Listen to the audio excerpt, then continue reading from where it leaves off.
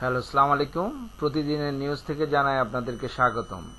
আজকের নিউজ হচ্ছে তাহসান মিথিলার বিবাহ বিচ্ছেদ। কেন বিবাহ বিচ্ছেদ হলো সে বিষয়ে জানবেন আজকের নিউজে। 2006 সালের 3 আগস্ট ভালোবেসে সংসার শুরু করেছিলেন তাহসান ও মিথিলা। অভিনয় ও গানের এই জুটি সবার কাছে ছিলেন তারকা দম্পতি হিসাবেও জনপ্রিয়। 2013 সালের 30 এপ্রিল জন্ম নেয় তাদের একমাত্র সন্তান আইরা। বছর দুয়েক ধরে এই শিল্পী দম্পতির সংসার জীবন ভালো যাচ্ছিল না, এমন গুঞ্জন ছিল। গতকাল বৃহস্পতিবার দুপুরে আনুষ্ঠানিকভাবে তারা বিবাহ বিচ্ছেদের ঘোষণা দেন।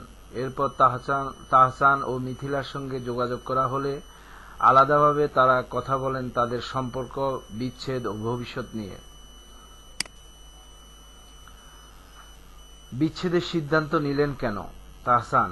এদেশের মানুষ পর্দায় আর পর্দার বাইরে আমাদের জুটি হিসেবে ভালোবেসেছেন, সেজন্য আমরা ধন্য। কিন্তু সমাজ কি বলবে, এই ভয়ে অভিনয় করে সারা জীবন কাটিয়ে দিতে হবে।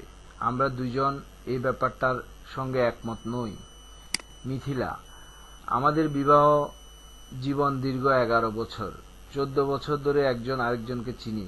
বিচ্ছেদের সিদ্ধান্ত আসলে হঠাৎ করে নিইনি। আমাদের বোঝাপড়ায় অনেক দিন ধরে সমস্যা হচ্ছিল। ব্যক্তিত্বের দ্বন্দ্ব প্রকট ছিল। জীবন নিয়ে শুরুতে এক ধরনের পরিকল্পনা ছিল, সময়ের সঙ্গে তা বদলে গেছে। তারপরও এত বছরের সম্পর্ক তো আর এত সহজে কেউ ভেঙে ফেলতে চায় না। আমরা আমাদের সর্বোচ্চ চেষ্টা করেছি, কারণ আমাদের একটি সন্তান আছে। 2 বছর ধরে আমরা আলাদা থাকলেও সন্তান আর সংসারের কথা ভেবে আমরা একসঙ্গে কাজ করে ভালো থাকার চেষ্টা করেছি। শেষ পর্যন্ত আমরা বুঝতে পেরেছি সম্পর্কটা আর টিকবে না। বিচ্ছেদের খবরটি আনুষ্ঠানিকভাবে জানানোর জন্য ঠিক এই সময়টাকে কেন বেছে নিলেন তাহসান? বিচ্ছেদের আনুষ্ঠানিকতা মাত্রই সম্পন্ন হয়েছে, তাই এখন জানানো।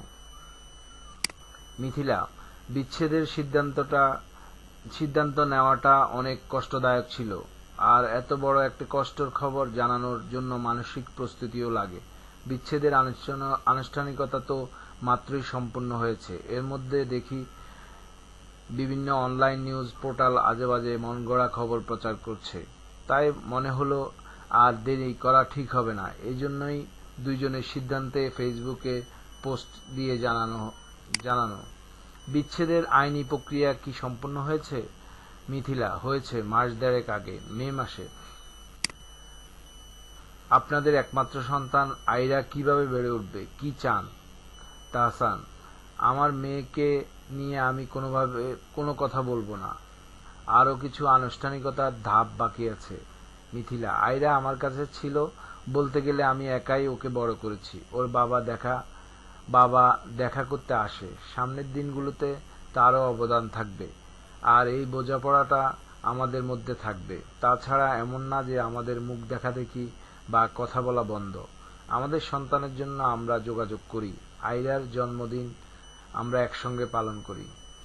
নিজেদের ভবিষ্যৎ পরিকল্পনার কথা বলুন। তাহসান: যতদিন মনে হবে মানুষ আমার কাজ উপভোগ করছে, কাজ করে যাব। মিথিলা: সন্তান আর অফিস নিয়ে ব্যস্ত থাকবো, আপাতত একসঙ্গে কাজ করব না, তবে ভবিষ্যতের কথা বলতে পারি না। প্রথম আলোর মাধ্যমে আপনাদের ভক্ত ও শুভাকাঙ্ক্ষীদের উদ্দেশ্যে পরিষ্কার করে আরো কিছু বলতে চান? তাহসান: যে কোনো মানুষের জীবনে বিচ্ছেদ একটা কষ্টের ব্যাপার। আমাদের জন্য এই কষ্টটা আরো বেশি।